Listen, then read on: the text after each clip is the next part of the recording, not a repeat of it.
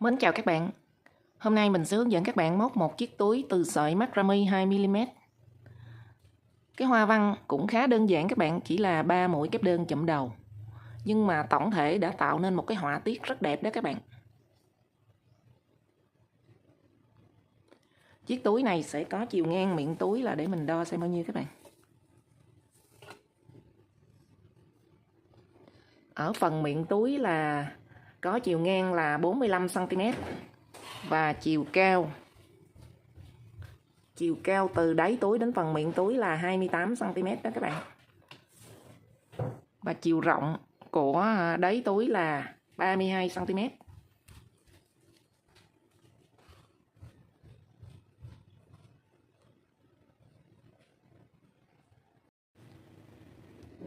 Chiếc túi này các bạn không dùng lót túi bên trong vẫn được đó các bạn. Vẫn đứng phơm đứng dáng. Để móc chiếc túi này thì các bạn cần chuẩn bị một cuộn sợi macrame 2mm nha các bạn. Màu này là màu xanh da trời. Và để móc cái sợi này thì các bạn sử dụng kim móc 3.0. Và các bạn cũng chuẩn bị thêm một kim móc 3.5 để mình đi cái phần quai á. Rồi các bạn chuẩn bị một ít kim đánh dấu nè, kim khâu len nè, quẹt ra nè, kéo, và các bạn cũng chuẩn bị một mảnh canvas để mình đi cái phần lót túi á các bạn. Cái phần đáy túi mình lót mảnh canvas này vào để cho cái phần đáy túi nó được cứng cáp chút xíu ha. Các bạn cũng chuẩn bị một miếng lót túi trong suốt như thế này. Miếng lót túi này sẽ có chiều ngang miệng túi là khoảng 45cm đó các bạn. Và chiều cao của miếng lót túi này là khoảng 24cm. Và ở phần đáy túi là khoảng 28cm nha các bạn. Miếng lót túi này có dây kéo bên trong các bạn. Một cuộn macrame không có đủ các bạn. Chiếc túi này mình phải sử dụng khoảng hơn một cuộn. Một cuộn là mình chỉ đi vừa đủ hoa văn. Rồi các bạn chuẩn bị thêm một ít để chúng ta đi 4 hàng mũi đơn bên trên và 2 cái quai túi. Chúng ta tiến hành thao tác nha các bạn.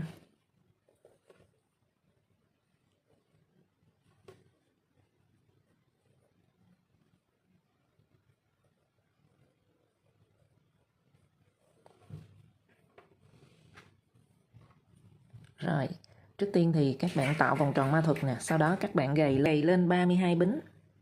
1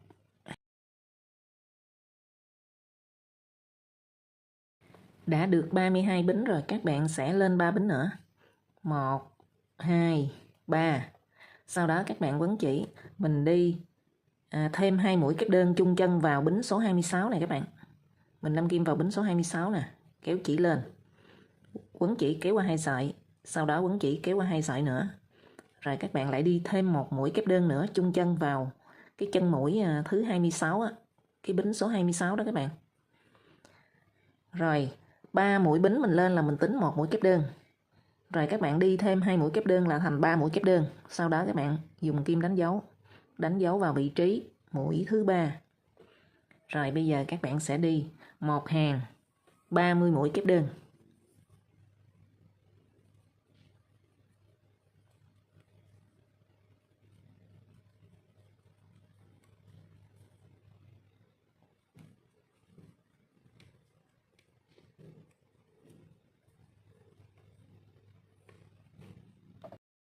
Sau khi các bạn đi một hàng 30 mũi kép đơn, còn một bính cuối cùng này các bạn sẽ đi 6 mũi kép đơn vào bính cuối cùng này nha các bạn. Các bạn đi một mũi, sau đó mình dùng kim đánh dấu vào vị trí này. Mũi thứ nhất rồi. Mũi thứ hai. Mũi kép đơn thứ 3. Các bạn đi 3 mũi kép đơn, sau đó các bạn sẽ vắt cái sợi chỉ mà mình tạo vòng tròn ma thuật á, các bạn vắt ra qua một bên, rồi các bạn hãy đi 3 mũi nữa nha, để cho nó cân đối.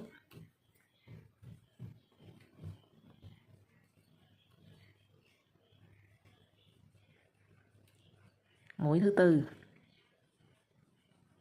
mũi thứ 5 và mũi thứ 6, sau đó các bạn dùng kim đánh dấu vào vị trí mũi thứ 6 nè.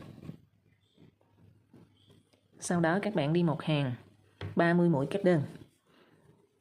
Đến chân mũi cuối cùng các bạn đã đi 3 mũi đó, bây giờ mình đi thêm 3 mũi nữa thành 6 mũi, để hai đầu này mỗi một đầu sẽ là 6 mũi kép đơn ha. Rồi chúng ta tiến hành thao tác nha các bạn.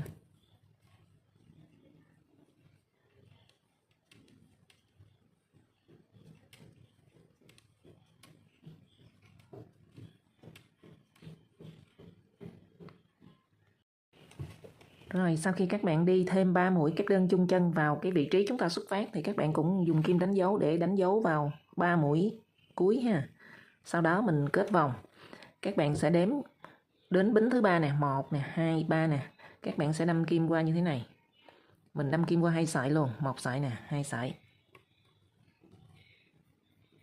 Rồi các bạn sẽ kéo chỉ qua.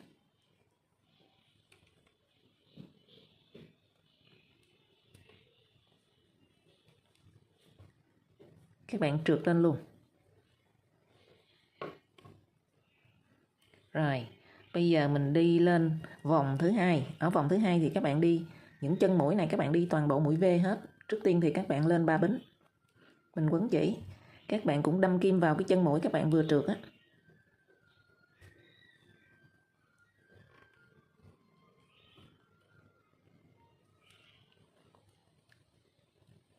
Các bạn đi một mũi kép đơn nữa. 3 bính và một mũi kép đơn là mình tính đây là mũi V luôn nha các bạn. Tiếp tục các bạn đi vào mũi thứ 2, các bạn đi 2 mũi kép đơn chung chân. Rồi mũi thứ 3 các bạn gỡ kim đánh dấu ra. Mình đi vào chân mũi ngay vị trí mình đánh dấu cũng 2 mũi kép đơn chung chân. Là các bạn đã đi được 3 mũi V nè, 1 mũi V, 2, 3. Các bạn đánh dấu trở lại. Rồi mình đi một hàng 30 mũi kép đơn. Đến vị trí kim đánh dấu ở đây có 6 mũi thì các bạn sẽ đi toàn bộ mũi V sẽ thành là 12 mũi nha. Rồi chúng ta đi thêm 30 mũi kép đơn.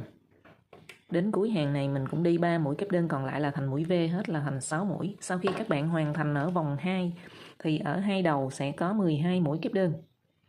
Và ở hai bên chúng ta vẫn cố định là 30 mũi kép đơn. Rồi mình tiến hành thao tác nha các bạn.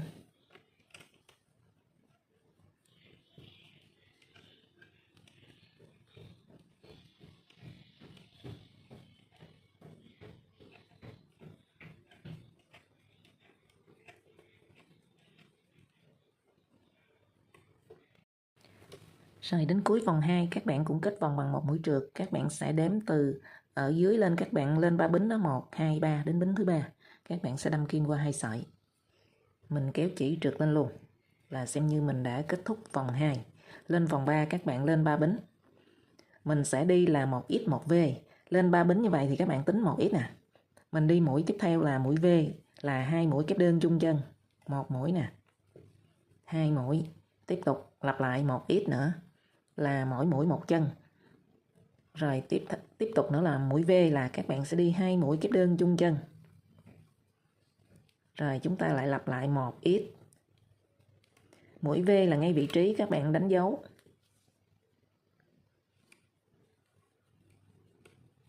Một mũi, 2 mũi kép đơn chung chân gọi là mũi V. Và các bạn đánh dấu lại vị trí chúng ta vừa tăng lên 2 mũi mà các bạn đánh dấu vào mũi sau nha. Rồi bây giờ các bạn đi một hàng 30 mũi kép đơn. Đến ở đầu này các bạn cũng sẽ đi là 1x 1V 1x 1V. Các bạn đi xong vòng 3 thì ở hai đầu này các bạn sẽ có 18 mũi kép đơn mỗi đầu ha. Đầu này là 18 mũi kép đơn, đầu này 18 mũi kép đơn. Và hai bên chúng ta cố định là 30 mũi kép đơn. Rồi bây giờ mình thao tác vòng thứ 3 nha các bạn. Đó, mình đang ở vòng thứ 3. Bây giờ mình sẽ đi 30 mũi kép đơn, một hàng, mỗi mũi một chân.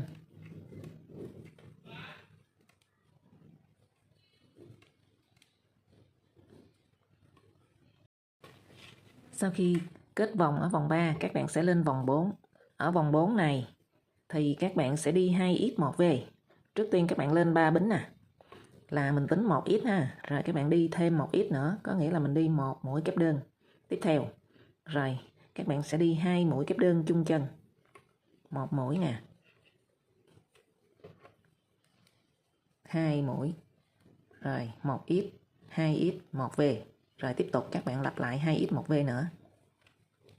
1x, 2x, rồi tới mũi v. 2 mũi kép đơn chung chân.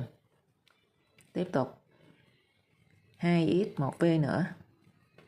2x rồi nè các bạn. Rồi ngay vị trí kim đánh dấu các bạn sẽ đi mũi v.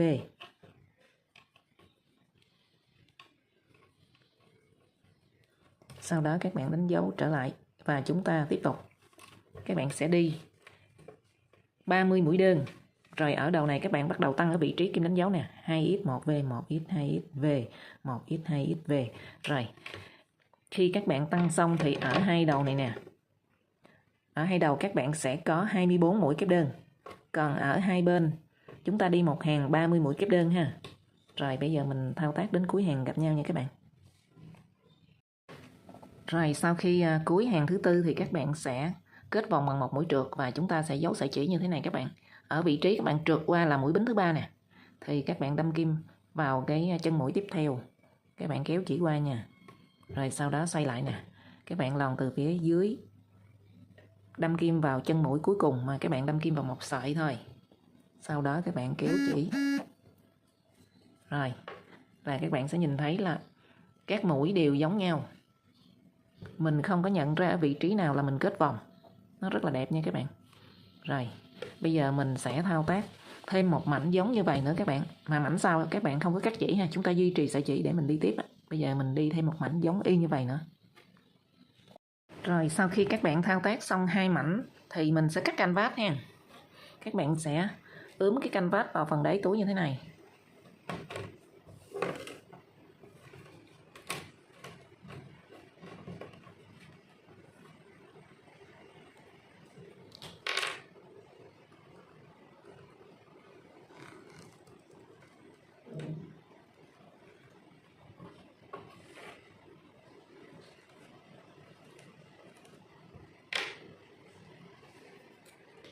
Rồi các bạn sẽ cắt vòng xung quanh cái phần mình vẽ ha.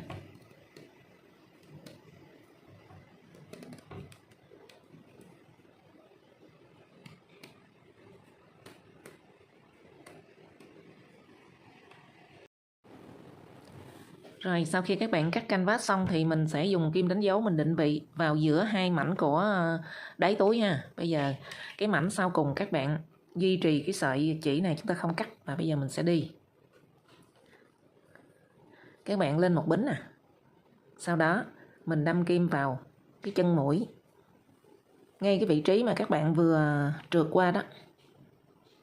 Đó. Rồi các bạn lại đâm kim xuống cái mảnh ở dưới. Rồi các bạn kéo sợi chỉ lên.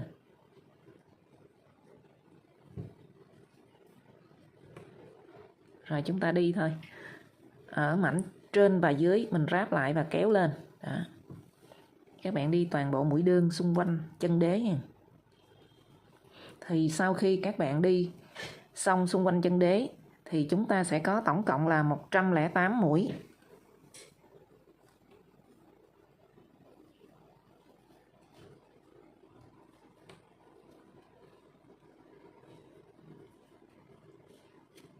Rồi, mình thao tác đến cuối vòng luôn nha các bạn. Sau khi các bạn đi xong xung quanh chân đế thì mình sẽ chia ra các bạn. Xung quanh chân đế này các bạn có tổng cộng 108 mũi. Thì các bạn sẽ chia làm 6. Mỗi một khoảng như thế này các bạn sẽ có 18 mũi nha.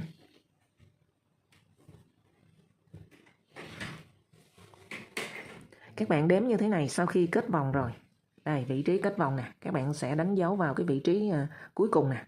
Bắt đầu cái phần kết ở vị trí này các bạn bỏ nè. Mình sẽ đếm nè.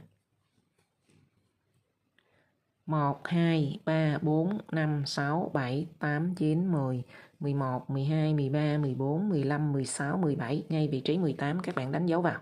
Và tương tự như vậy chúng ta sẽ đếm đến vị trí 18. Các bạn đánh dấu vào. Mỗi một khoảng như vậy sẽ có 18 mũi. Rồi bây giờ mình thao tác này các bạn. Các bạn bắt đầu cái phần kết vòng. Các bạn sẽ trượt một mũi. Mũi đầu tiên các bạn trượt nè. Sau đó mình sẽ đi 15 mũi đơn. 1 nè, 2, 3, 4. Rồi khi các bạn đi xong 15 mũi đơn thì mình tính nè các bạn, mình đi một mũi trượt nè, với lại 15 mũi đơn là thành 16 rồi 17, 18 nè. Đó. Bây giờ còn 2 mũi nữa thì đến cái vị trí kim đánh dấu thì các bạn lên 3 bính hen. 1 nè, 2 nè, 3. Mình cũng bỏ 3 chân mũi ở dưới, 1, 2. Cái vị trí mà các bạn đánh dấu đó là ở giữa 3 mũi mình bỏ đó. 1, 2, 3 nè. Đó. Các bạn sẽ đâm kim vào cái mũi thứ tư. Các bạn sẽ đi tiếp tục. Các bạn đi 15 mũi đơn nữa.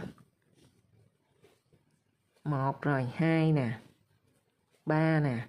Rồi các bạn đi tiếp tục 15 mũi đơn. Là đến 2 mũi cuối cùng ở vị trí đánh dấu này nè là các bạn dừng lại. Chúng ta gặp nhau ở đây ha. Rồi các bạn đi 15 mũi đơn thì đến đây còn hai chân mũi thì các bạn gỡ ra nè. Ngay vị trí kim đánh dấu là nó ở giữa, mình bỏ 3 chân mũi nè, 1 2 3. Các bạn đâm kim vào chân mũi tiếp theo, mình lại đi 15 mũi đơn nữa. Bây giờ các bạn lên 3 bính nè. 1 2 3. Rồi bỏ 3 chân mũi ở dưới nè các bạn, 1 2 3 đến chân mũi thứ tư. Các bạn tiếp tục đi 15 mũi đơn. Tương tự như vậy thì mình đi tròn vòng. Các bạn sẽ đến cái vị trí mà mình đánh dấu thì các bạn sẽ chừa, bỏ 3 bính. Mà ngay vị trí đánh dấu là ở giữa nha các bạn. Và 2 bính hai bên chúng ta sẽ bỏ. Tương tự y như vậy nè. Rồi mình thao tác đến cuối hàng ha. Đến cuối vòng này các bạn thì mình còn 1, 2 chân mũi và một chân mũi trượt. Các bạn trượt đầu tiên chúng ta xuất phát đó là 3. Các bạn lên 3 bính mình sẽ kết vòng. Rồi sau đó các bạn sẽ trượt 2 mũi. 1 mũi nè, 2 mũi. Mình lên vòng 2 của phần thân các bạn. Rồi các bạn sẽ đi 1, 2, 3, 4, 5, 6, 7, 8.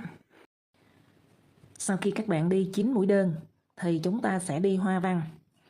Bắt đầu khi mà đi 9 mũi đơn thì còn 3 mũi đơn để tới khoảng trống nha các bạn. Đó, chúng ta quấn chỉ nè, đâm kim vào khoảng trống này, kéo lên, quấn chỉ kéo qua, quấn chỉ kéo qua, 1 mũi kép đơn. Sau đó các bạn lên 1 bính. Tiếp tục mình đi 7 mũi kép đơn, chung chân vào cái khoảng trống này, nhưng giữa các mũi thì các bạn lên 1 bính. Đó.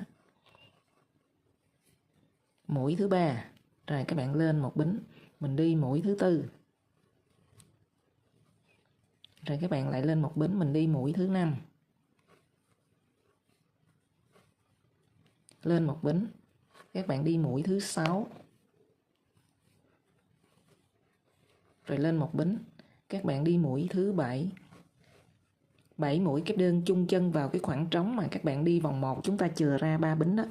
1 2 3 rồi ở trên này chúng ta lên 3 bính để tạo cái khoảng trống này, các bạn đi 7 mũi kép đơn chung chân vào đây. Sau đó các bạn sẽ đếm nè. 1 2 3 đến chân mũi thứ tư. Bắt đầu các bạn đâm kim vào ở giữa của mũi kép đơn. Các bạn đâm kim xuống nè. Quấn chỉ kéo lên. Các bạn lại đi 9 mũi đơn, 1 mũi đơn rồi. Mình đâm kim vào ở giữa chân mũi nha các bạn. 2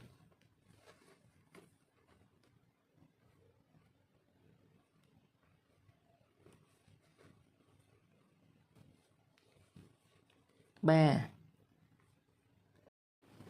Rồi khi các bạn đi 9 mũi đơn, bây giờ mình lại đi cụm hoa văn giống như vậy, 7 mũi kép đơn chung chân.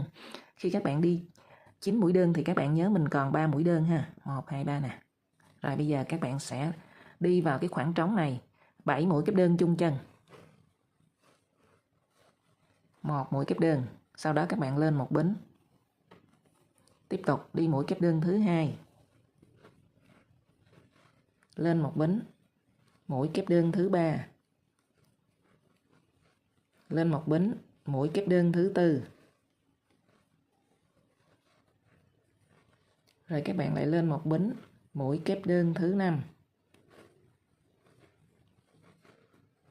Rồi lên 1 bính, mũi kép đơn thứ 6. rồi lên một bính mũi kép đơn thứ 7. Sau đó các bạn đếm nè, 1, 2, 3 đến chân mũi thứ 4, các bạn đâm kim vào ở giữa nè. Đó. Tiếp tục đi 9 mũi đơn nữa. Đó, các bạn kéo lên.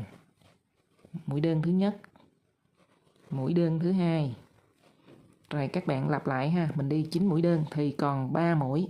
Sau đó các bạn đi cụm hoa văn. Tương tự như vậy thì mình đi tổng cộng 6 cụm hoa văn như thế này các bạn. Bây giờ mình thao tác đến cuối vòng, chúng ta gặp nhau để lên vòng 3 nha các bạn. Đến cụm hoa văn cuối cùng của hàng thứ hai thì các bạn sẽ kết vào cái mũi mà các bạn xuất phát á. Các bạn đi 2 mũi trượt nè, cái này là phần tiếp giáp nè, sau đó các bạn trượt vào đây là chúng ta kết thúc vòng 2. Bây giờ mình lên vòng 3. Chuẩn bị lên vòng 3 thì các bạn trượt 2 mũi nè, 1 mũi nè, 2 mũi. Rồi sau đó các bạn đi 5 mũi đơn. Các bạn đâm kim vào ở giữa chân mũi nè. 1, 2. Mình đi cái phần mũi đơn các bạn đâm kim vào ở giữa nên các bạn đi lỏng tay. Mình đi chặt tay quá thì mình đâm kim vào ở giữa này nó rất khó ha. 1, 2 rồi. 3, 4 và 5. Khi các bạn đi 5 mũi thì các bạn còn 2 mũi đơn nè. Bây giờ mình sẽ quấn chỉ đi hoa văn tiếp theo. Ở khoảng cách giữa cái hàng thứ nhất và cái cụm hoa văn này thì các bạn không có đi vào đây, mình bỏ đi. Các bạn đi vào chân mũi, cái khoảng cách ở giữa mà các bạn lên một bính giữa 2 mũi kép đơn đó. Các bạn quấn chỉ kéo lên. Mình đi 1 mũi kép đơn. Ở cụm hoa văn trên này thì các bạn sẽ lên 2 bính. Tiếp tục các bạn quấn chỉ đâm kim vào cái khoảng trống, mình lên một bính đó, các bạn đi 1 mũi kép đơn nữa. Rồi các bạn lại lên 2 bính. Các bạn đi vào khoảng trống này 1 mũi kép đơn. Lên 2 bính. Đi vào khoảng trống 1 mũi kép đơn nữa. Rồi các bạn lại lên 2 bính. Đi vào khoảng trống 1 mũi kép đơn. Rồi lên 2 bính. Các bạn lại đi vào khoảng trống 1 mũi kép đơn nữa. Rồi, như vậy thì cái hoa văn vòng tiếp theo các bạn chỉ có 6 mũi kép đơn thôi, 1, 2, 3, 4, 5, 6. Sau đó các bạn sẽ đếm nè, 1, 2 đến chân mũi thứ 3 thôi, các bạn sẽ đâm kim vào. Và chúng ta tiếp tục đi 5 mũi đơn. 1 mũi đơn nè, 2, 3, 4, 5.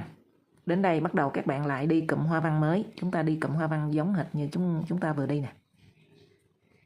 Rồi, mình thao tác nha các bạn, đến cuối vòng chúng ta gặp nhau. Đến cụm hoa văn cuối cùng của hàng thứ 3, của vòng thứ 3 đó các bạn, thì mình kết vào cái mũi đầu tiên. Các bạn thấy là mình trượt 1, 2 nè. Cái mũi này là vị trí tiếp giáp nè, sau đó các bạn đâm kim vào đây mình trượt. Rồi, bây giờ mình sẽ lên vòng 4 nha các bạn. Mình sẽ trượt 2 mũi, 1 mũi nè, 2 mũi nè. Rồi, bây giờ các bạn sẽ đi 3 mũi kép đơn chụm đầu vào từng khoảng trống như thế này.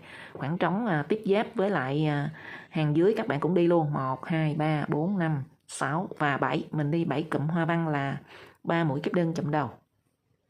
Rồi bây giờ các bạn sẽ đi nè. Mình quấn chỉ, đâm kim vào khoảng trống này, kéo chỉ lên. Sau đó quấn chỉ kéo qua 2 sợi là chờ. Là mình được 1 mũi rồi ha. Các bạn đi quấn chỉ kéo lên. Quấn chỉ kéo qua 2 sợi, chờ. Rồi, mũi kép đơn thứ 3. Các bạn quấn chỉ kéo qua chờ, trên kim có 4 sợi thì các bạn quấn chỉ kéo hết qua. Sau đó chúng ta lên 2 bính. Các bạn lại đi cụm hoa văn tiếp theo vào cái khoảng trống tiếp theo nữa. Các bạn quấn chỉ kéo lên nè, quấn chỉ kéo qua 2 sợi chờ. Tiếp tục mũi thứ 2, quấn chỉ kéo lên, quấn chỉ kéo qua chờ. Mũi thứ 3, quấn chỉ kéo qua chờ nữa, trên kim có 4 sợi, các bạn quấn chỉ kéo hết qua. Sau đó lên 2 bính, tiếp tục các bạn sẽ đi cụm hoa văn thứ 3.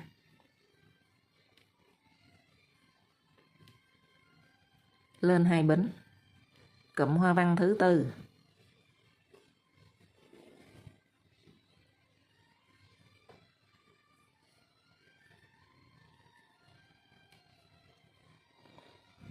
Lên hai bính cụm hoa văn thứ 5.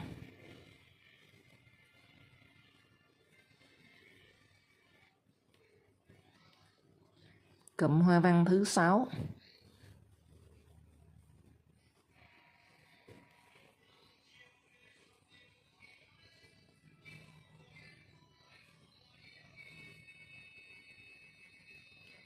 Lên hai bính các bạn đi cụm hoa văn thứ 7.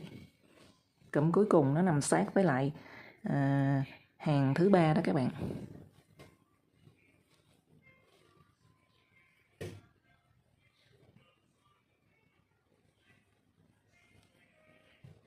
Rồi các bạn quấn chỉ kéo qua.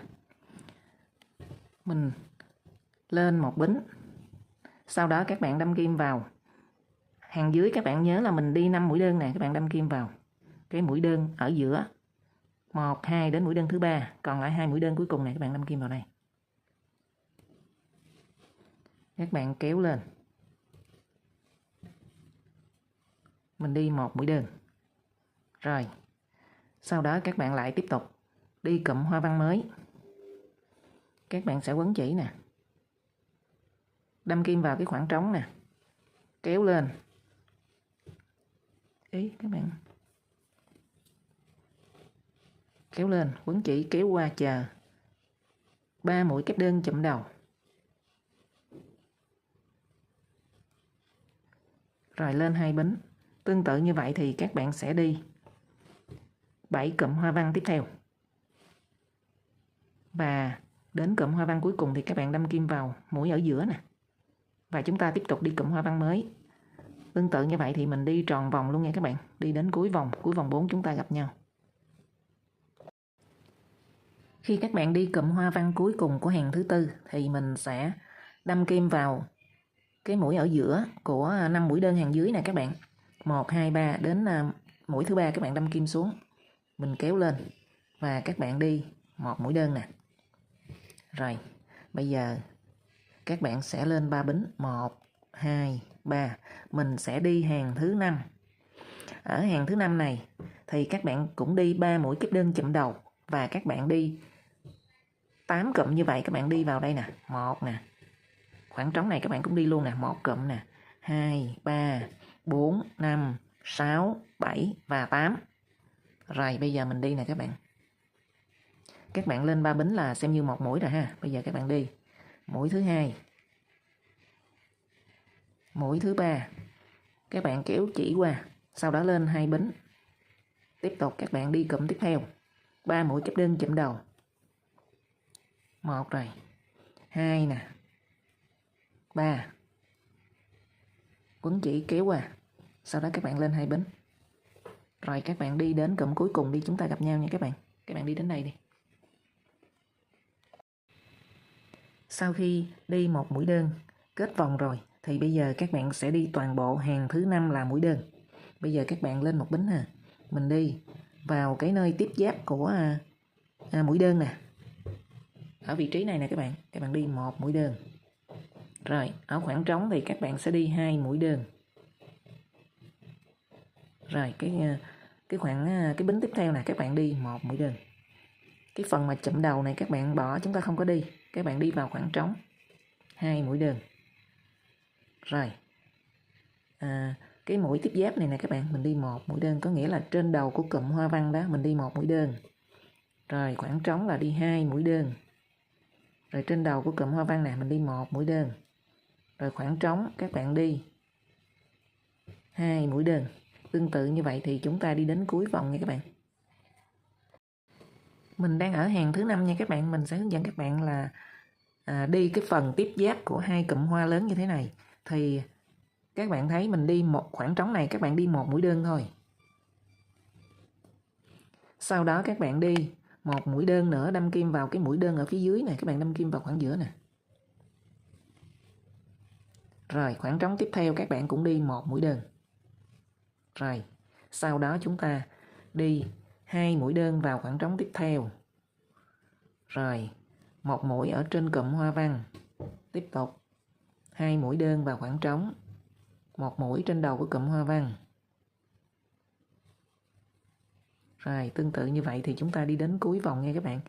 Đặc biệt ở phần tiếp giáp này thì hai khoảng trống hai bên các bạn đi mỗi bên một mũi và một khoảng trống và một cái mũi của mũi đơn hàng dưới nữa.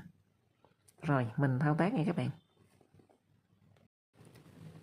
Rồi đến cuối hàng thứ 5 thì các bạn kết vòng bằng một mũi trượt, sau đó mình lên hàng thứ 6. Ở hàng thứ 6 thì các bạn sẽ đi một mũi đơn, các bạn lên một bính và chúng ta đâm kim vào ở khoảng giữa của mũi đơn, chứ chúng ta không đi mũi đơn giống như ở phần tiếp giáp với lại đáy túi nha các bạn. Ở phần tiếp giáp đáy túi mình đi như thế này để cho cái phần đáy túi được cứng cáp hơn á. Còn ở trên thân này thì các bạn sẽ đi ở khoảng giữa của mũi đơn như thế này cho nó dễ ha, và cũng cho nó nhanh nữa. Rồi mình tiến hành thao tác đến cuối hàng nha các bạn, có bao nhiêu mũi thì mình đi bấy nhiêu. Rồi đến cuối hàng thứ 6 thì các bạn kết vòng bằng một mũi trượt nè. Các bạn đâm kim qua chân mũi đầu tiên, trượt lên. Rồi bây giờ các bạn sẽ đi 18 mũi đơn. Các bạn đi đến vị trí này nè. Các bạn sẽ chừa ra 3 mũi. Ở cái phần mà khuyết xuống đó các bạn, cái nơi tiếp giáp của hai cái cụm hoa văn lớn nè. Cụm hoa văn lớn nè. Hai cái vị trí tiếp giáp các bạn sẽ chừa lại 3 mũi. Rồi các bạn đi đến đây đi là chúng ta cùng thao tác nữa ha. Các bạn đi 18 mũi đơn.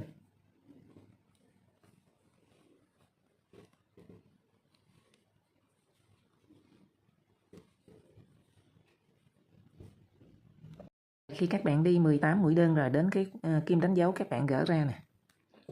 Ở cái phần khuyết như thế này nè, các bạn bỏ 3 chân mũi ha, 1 2 3 nè. Thì ở trên này các bạn sẽ lên 3 bính. 1 2 3. Rồi các bạn bỏ 1 2 3 chân mũi đến chân mũi thứ tư, các bạn tiếp tục đi. Rồi, các bạn sẽ đi 18 mũi đơn đến vị trí cái phần tiếp giáp của hai cái cụm hoa văn lớn đó, các bạn cũng bỏ 3 chân mũi nè, 1 2 3. Các bạn để ý nè, từ dưới lên cái hàng mũi đơn này nè là các bạn bỏ 1 nè, sau đó mình sang trái một mũi, sang phải một mũi là các bạn bỏ 3 chân mũi này. Rồi chúng ta đi tiếp, các bạn lên 3 bính mình kết vào chân mũi thứ tư nè. Chân mũi ở kế ở bên trái đó. Giống y như vậy các bạn. Rồi mình thao tác đến cuối vòng, vòng này là vòng số 7 nha các bạn. Mình đang ở vòng số 7. Vòng số 7 là vòng mà các bạn tạo cái khoảng trống này để mình đi 7 mũi kép đơn chung chân vào đây nữa để chúng ta hình thành một cái hoa văn mới giống như cái cụm ở dưới này nè, cái cụm hàng thứ hai các bạn đi nè. Rồi đến cuối vòng thứ 7 thì các bạn kết vòng bằng một mũi trượt nè. Sau đó các bạn trượt thêm một mũi nữa. Rồi, mình đi 13 mũi đơn các bạn. 1 2 3 4 5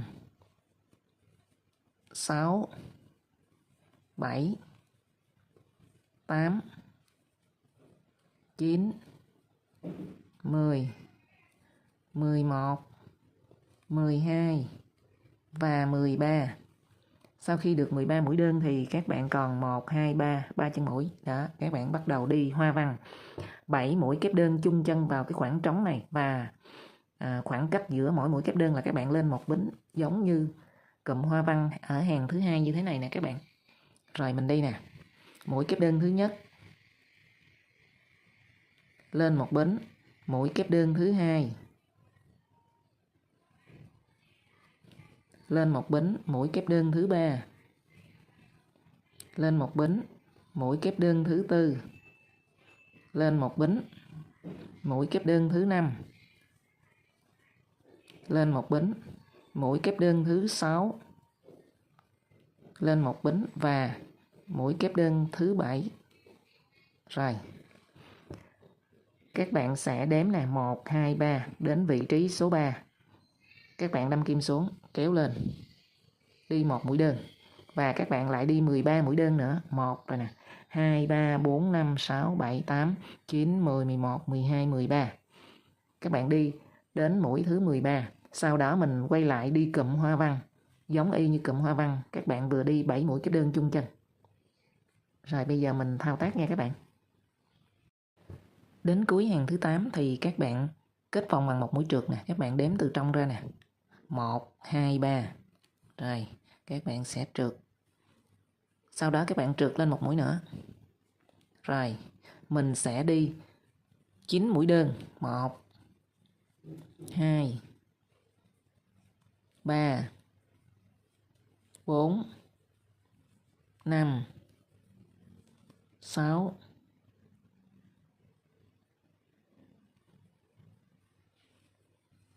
7 8 9. Rồi bây giờ các bạn sẽ đi. Các bạn quấn chỉ đâm kim vào cái khoảng trống của 2 mũi kép đơn mà các bạn đi 7 mũi kép đơn chung chân nè. Khoảng trống này mình bỏ nha các bạn. Mình đâm kim vào khoảng trống tiếp theo. Đó. Các bạn đi 1 mũi kép đơn, sau đó lên 2 bính, tiếp tục đi vào khoảng trống tiếp theo, 1 mũi kép đơn, lên 2 bính, đi vào khoảng trống 1 mũi kép đơn nữa, rồi lên 2 bính nữa. Các bạn đi vào khoảng trống 1 mũi kép đơn, rồi lên 2 bính, đi vào khoảng trống 1 mũi kép đơn, rồi lên 2 bính, đi vào khoảng trống tiếp theo 1 mũi kép đơn. Rồi các bạn sẽ đếm 1, 2, 3 đến vị trí thứ 3. Mình đi 1 mũi kép đơn. Sau đó các bạn đi thêm 8 mũi nữa. 1, 2, 3, 4, 5, 6, 7, 8 đến vị trí thứ 8 nè. Là sau khi các bạn kết ở vị trí thứ nhất rồi thì các bạn đếm tiếp nè. 1, 2, 3, 4, 5, 6, 7, 8, 9. Nếu các bạn tính luôn cái mũi này thì mình sẽ đếm là 9 thì đến đây. Còn nếu mà các bạn kết vào rồi bắt đầu chúng ta đếm thêm 8. 1, 2, 3, 4, 5, 6, 7, 8. Còn nếu các bạn không tính luôn mũi này ha, thì bắt đầu mình kết vào đây là mình đếm 1 nè, 2, 3, 4, 5, 6, 7, 8, 9. Đó, các bạn đi đến đây. Rồi được 9 mũi rồi các bạn lại đi một cụm hoa văn tiếp theo. Mình quấn chỉ đâm kim vào khoảng trống giữa 2 mũi kép đơn. Khoảng trống tiếp giáp với lại hàng số 8 này mình bỏ. Các bạn đi một mũi đơn, một mũi kép đơn chứ các bạn, sau đó lên 2 bính. Tiếp tục đi mũi kép đơn vào khoảng trống tiếp theo. Rồi, các bạn lặp lại cụm hoa văn y như vậy. Sau khi xong hàng số 9 thì các bạn để ý mỗi một khoảng này nè, mình sẽ có 9 mũi đơn. Mỗi một khoảng ở đây nè, đều có 9 mũi đơn và một hoa văn xen kẽ nhau. Bây giờ mình lên hàng số 10. Ở hàng số 10 này thì các bạn sẽ trượt lên một mũi. Sau khi kết vòng rồi các bạn trượt lên một mũi. Rồi các bạn sẽ đi 5 mũi đơn. 1 2 3 4 và 5. Sau đó mình sẽ đi hoa văn. Ở hàng số 10 này thì các bạn đi hoa văn giống hệt hàng số 4. Là các bạn sẽ đi 3 mũi kép đơn chụm đầu. Rồi, các bạn sẽ đâm kim vào khoảng trống đầu tiên nè.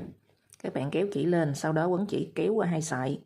Trên kim có 2 sợi, các bạn sẽ chờ đó và tiếp tục quấn chỉ. Đâm kim vào cái khoảng trống và mình quấn chỉ kéo qua 2 sợi nữa. Trên kim có 3 sợi, tiếp tục. Các bạn quấn chỉ kéo lên, sau đó quấn chỉ kéo qua 2 sợi. Trên kim có 4 sợi, các bạn quấn chỉ kéo hết qua.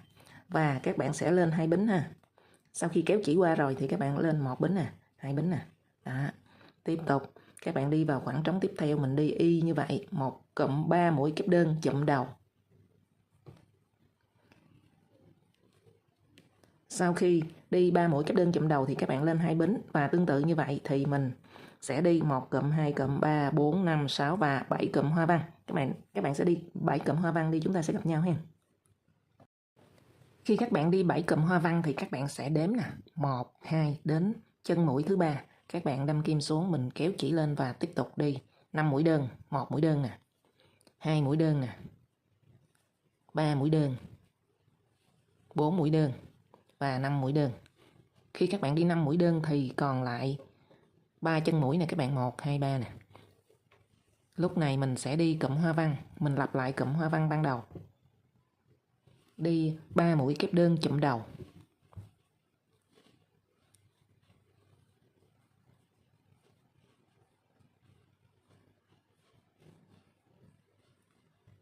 Rồi các bạn lên 2 bính.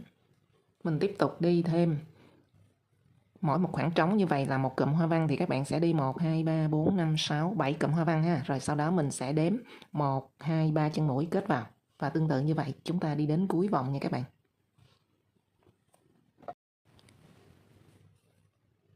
Đã kết thúc hàng số 10, các bạn sẽ lên hàng số 11 ha. Lên hàng số 11 thì mình sẽ trượt đến khoảng giữa, các bạn còn 5 mũi đơn nè, thì mình trượt một mũi và các bạn sẽ đi một mũi đơn. Bắt đầu mình đi hoa văn, các bạn cũng sẽ đi 3 mũi kép đơn chụm đầu và mình đi 1, 2, 3, 4, 5, 6, 7, 8 cụm hoa văn, 3 mũi kép đơn chụm đầu.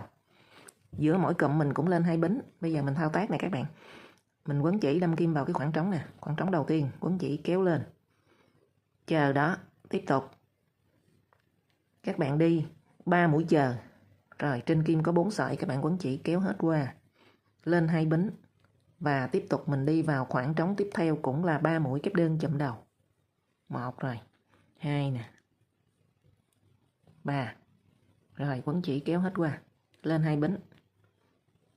Rồi tương tự như vậy thì mình đi đến khoảng trống 5 mũi, cái khoảng 5 mũi kép đơn, 5 mũi đơn này các bạn, thì mình sẽ đâm kim vào đây nè.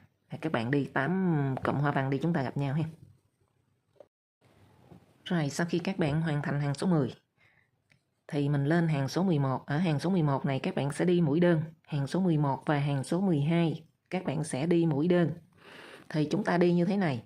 Sau khi các bạn kết vòng rồi thì các bạn sẽ đi một mũi đơn. Đây, mình chỉ lại cái phần này cho nó dễ nhìn các bạn. Đây, cái phần tiếp giáp của 2 cụm hoa văn lớn nè. Thì các bạn sẽ đi 3 mũi, một mũi vào khoảng trống này, một mũi vào ngay cái mũi đơn các bạn nối giữa 2 cụm đó, và ở khoảng trống này một cụm nữa, có nghĩa là cái khoảng này nè, các bạn đi 3 mũi đơn. Sau đó mình đi đến đây là 2 mũi đơn. Rồi bây giờ mình đi để dễ hiểu hơn nha các bạn. Sau khi các bạn kết vòng rồi nè thì các bạn sẽ đi vào khoảng trống này một mũi đơn. Rồi đến khoảng trống tiếp theo thì các bạn đi 2 mũi đơn. Một mũi đơn nè, 2 mũi đơn nè. Đồng thời các bạn đi trên đầu của cụm hoa văn này một mũi đơn. Các bạn đâm kim vào cái nơi tiếp giáp này nè, nó dễ. Còn cái phần mà chụm đầu á là nó hơi khó ha. Thành ra các bạn đâm kim vào đây một mũi đơn nữa. Rồi đến khoảng trống 2 mũi đơn. Một mũi, 2 mũi. Trên đầu của cụm hoa văn một mũi. Khoảng trống 2 mũi. Trên đầu của cụm hoa văn một mũi. Có nghĩa là cái cụm hoa văn đầu tiên các bạn không có đi một mũi đơn trên đầu của cụm hoa văn, mà các bạn đi vào khoảng trống này một mũi. Rồi mình đến liền khoảng trống thứ hai là 2 mũi đơn, bắt đầu mới đi trên đầu của cụm hoa văn một mũi nè. 2 mũi đơn, một mũi, 2 mũi đơn. Rồi đến các bạn đi xong thì cái cụm hoa văn cuối cùng này các bạn vẫn đi trên đầu cụm hoa văn một mũi nè. Khoảng trống một mũi, mũi đơn một mũi, khoảng trống một mũi. Rồi các bạn thao tác đi, đến đây chúng ta sẽ gặp nhau đi. Đến đây thì mình sẽ nói tiếp để các bạn dễ hiểu ha. Bây giờ mình đi mũi đơn đến khoảng trống cụm hoa văn cuối cùng. Đến cụm hoa văn cuối cùng này các bạn, thì chúng ta vẫn đi một mũi trên đầu của cụm hoa văn nè. Một mũi vào khoảng trống. Một mũi đơn. Một mũi vào khoảng trống. Và bắt đầu một cụm hoa văn mới thì các bạn không có đi trên đầu cụm hoa văn mà chúng ta tiếp tục đi 2 mũi đơn vào khoảng trống. Rồi bắt đầu mới đi trên đầu của cụm hoa văn trở lại. Có nghĩa là cụm hoa văn cuối cùng các bạn vẫn đi trên đầu và khoảng trống, rồi mũi đơn, rồi khoảng trống, và cụm hoa văn đầu tiên của một cái cụm hoa văn lớn là các bạn không đi. Rồi mình thao tác đến cuối hàng nha các bạn. Sau đó các bạn lên một hàng nữa mũi đơn. Chúng ta có bao nhiêu mũi thì mình đi bấy nhiêu ha. Mình đã đi xong 13 hàng. Mình dán như thế này để cho các bạn dễ nhìn nè. Hàng thứ nhất, hàng thứ hai, hàng thứ ba, hàng thứ tư là được một cụm hoa văn. Các bạn để ý cụm hoa văn lớn như thế này nè, chúng ta chỉ có một hàng 3 mũi kép đơn chụm đầu. Bắt đầu lên cụm hoa văn tiếp theo là các bạn có 2 hàng 3 mũi kép đơn chụm đầu. Rồi bây giờ mình lên cụm hoa văn thứ ba, mình sẽ có 3 hàng mũi kép đơn chụm đầu nha các bạn, nhưng chúng ta sẽ lặp lại nè. Bây giờ các bạn sẽ đi lặp lại hàng số 7, số 8, số 9, số 10, số 11. Các bạn lặp lại 1, 2, 3, 4, 5 hàng. giống hệt những cái hàng số 7 nè. Bây giờ mình lên hàng số 14 thì là giống hàng số 7. Hàng số 15 là giống hàng số 8. Hàng số 16 là giống hàng số 9. Hàng số 17 là giống hàng số 10. Hàng số 18 là giống hàng số 11. Rồi mình đi 18 hàng như vậy thì chúng ta sẽ gặp nhau nha các bạn. Bây giờ mình sẽ đi hàng số 14 là giống hệt hàng số 7. Bây giờ mình đi như thế này các bạn. Sau khi kết vòng rồi thì đây, các bạn sẽ trượt một mũi để mình tạo cái khoảng trống này các bạn. 3 mũi nè, 1, 2, 3 nè. Đó. Xong rồi các bạn sẽ đi mũi đơn cho đến vị trí cái khoảng mà nó khuyết xuống á. Các bạn chừa 3 mũi nè, mình sẽ đánh dấu. Đây. Các bạn từ ở dưới này mình tính thẳng lên nè, các bạn có một mũi, sau đó hai bên đây mình lấy hai bên, mỗi bên một mũi nữa là thành 3 mũi nè. Đó là cái khoảng này các bạn không có đi mà mình lên 3 bính. Mình lên 3 bính mình sẽ kết vào đây. Bây giờ các bạn đi mũi đơn đến vị trí kim đánh dấu này đi, rồi chúng ta gặp nhau. Đã đến phần kim đánh dấu nè, các bạn gỡ ra. Rồi mình lên 3 bính. 1, 2, 3. Các bạn bỏ 1, 2, 3. Rồi mình đâm kim vào chân mũi thứ tư nè. Tiếp tục các bạn đi mũi đơn. Rồi, các bạn sẽ đi để mình đếm nha. 1, 2 rồi, 3, 4, 5, 6, 7, 8, 9, 10, 11, 12, 13, 14, 15, 16, 17, 18, 19, 20, 21.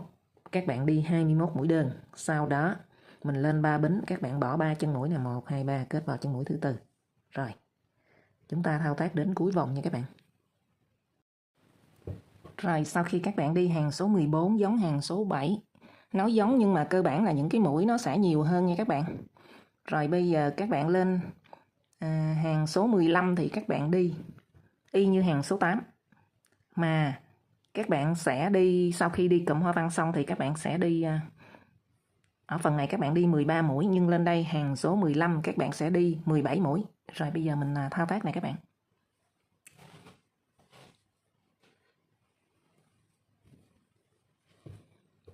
Sau khi các bạn kết vòng bằng một mũi trượt nè,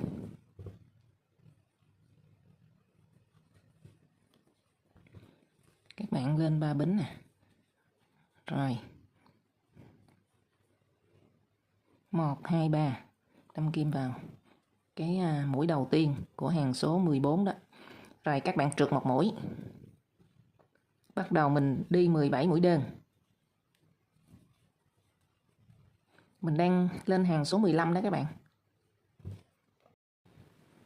Các bạn đi 17 mũi đơn thì còn 3 mũi các bạn sẽ đi vào khoảng trống này. 7 mũi kép đơn chung chân, nhưng mà giữa các mũi kép đơn các bạn lên một bính. Rồi khi các bạn đi 7 mũi kép đơn chung chân vào khoảng trống này thì các bạn đếm 1, 2, 3 đến mũi thứ 3. Các bạn tiếp tục đi mũi đơn, 1 mũi đơn, 2 mũi đơn. Các bạn đi 17 mũi đơn. Chúng ta lại đi cụm hoa văn tiếp. Hàng 15 này khác hàng số 7 ở chỗ là số mũi nó nhiều hơn nha các bạn. Chứ mình đi cụm hoa văn đồ giống y như vậy luôn. Rồi mình dán như vậy để cho các bạn dễ nhìn nè.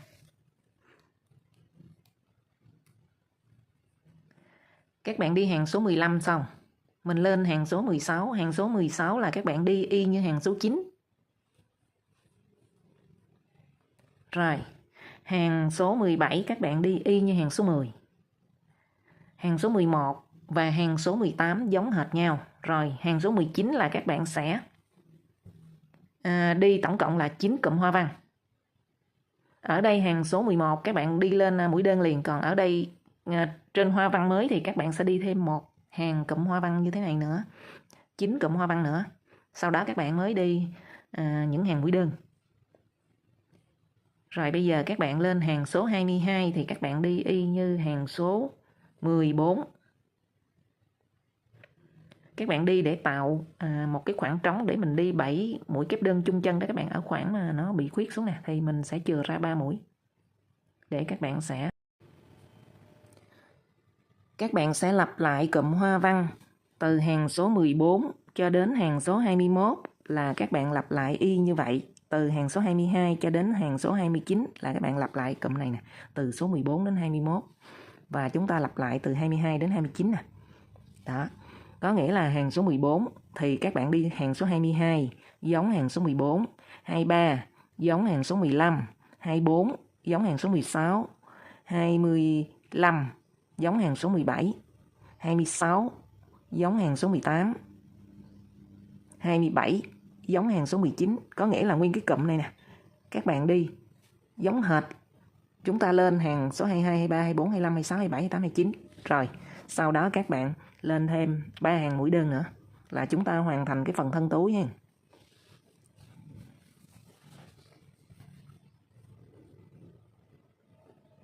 Bây giờ mình sẽ đi phần quay túi. Các bạn sẽ đo mỗi một sợi là 10 m thì các bạn sắp 2 sợi lại, chúng ta sẽ đi phần quay ha. Đây, mỗi một sợi là 10 m nha các bạn. Rồi mình đi như thế này, các bạn sử dụng kim móc 3.5. Kim móc này mình đi nó hơi bé. Đây, rồi các bạn sẽ tạo vòng tròn mã thuật nè. Rồi, mình lên một bính. Sau đó các bạn quay lại đâm kim vào cái vòng tròn mã thuật nè, các bạn kéo sẽ chỉ qua cái vòng tròn mã thuật đó thôi. Rồi, trên kim có 2 sợi. 2 sợi là 4 sợi nhỏ đó các bạn, mình tính 2 sợi tại vì mình sắp đôi á. Rồi, các bạn quấn chỉ kéo hết qua. Xoay lại. Các bạn xoay ngang lại nha, xoay lại. Các bạn sẽ đâm kim qua 2 sợi. Quấn chỉ kéo qua 2 sợi đó.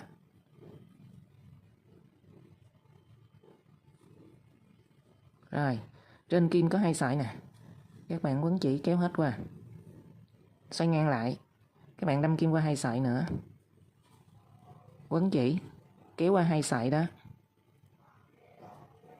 Rồi, trên kim có 2 sợi nè. Các bạn quấn chỉ kéo qua 2 sợi. Các bạn đi lỏng tay ha, để cho nó mình đi cho nó nhẹ. Rồi, các bạn xoay ngang mình đâm kim qua 2 sợi nữa. Quấn chỉ kéo qua. Rồi, các bạn kéo qua 2 sợi. Tiếp tục mình đâm kim qua 2 sợi. Kéo qua.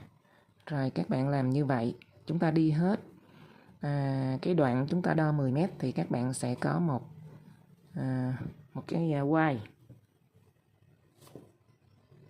Rồi, khi các bạn đi xong một sợi dây dài 10 m như vậy thì các bạn có một dây quay khoảng tầm 60 cm nha. Và chúng ta thao tác thêm một sợi giống như vậy nữa các bạn.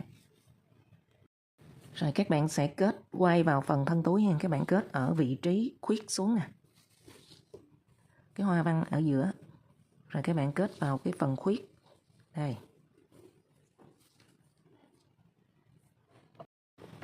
Rồi bây giờ các bạn sẽ lồng phần lót túi vào bên trong.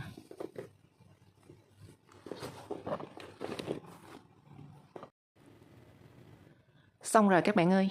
Mình vừa hướng dẫn xong phần móc chiếc túi bằng sợi macrame 2mm đó các bạn. Cũng khá là xinh đẹp. Các bạn hãy nhanh tay chọn màu chỉ mà mình yêu thích để thao tác một chiếc túi bổ sung vào bộ sưu tập túi của mình nhé. Mình chúc các bạn móc thành công. Cảm ơn các bạn đã xem video.